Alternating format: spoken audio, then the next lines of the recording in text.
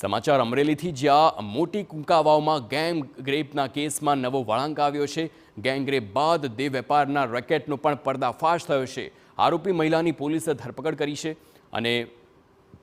Vadia police સ્ટેશનમાં 26 નવેમ્બરના રોજ દુષ્કર્મની ફરિયાદ નોંધાઈ હતી। આ બાદ આ કેસ મામલે વધુ એક ફરિયાદ દાખલ થઈ છે, જેમાં અમરેલીના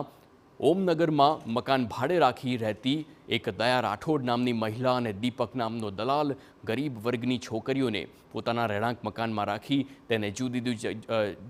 અલગ અલગ જગ્યાએ દેહ વેપારનો ધંધો કરાવતા હતા અને દેહ વેપાર કરાવતા આ દયા રાઠોડ અને દીપક નામના દલાલ સામે પોલીસે ગુનો દાખલ કરીને આરોપીને દયાને ઝડપી લીધી છે, જેની પૂછપરછ ચાલુ છે। આ પૂછપરછમાં હજી અન્ય લોકોના નામ ખુલવાની શક્યતા છે।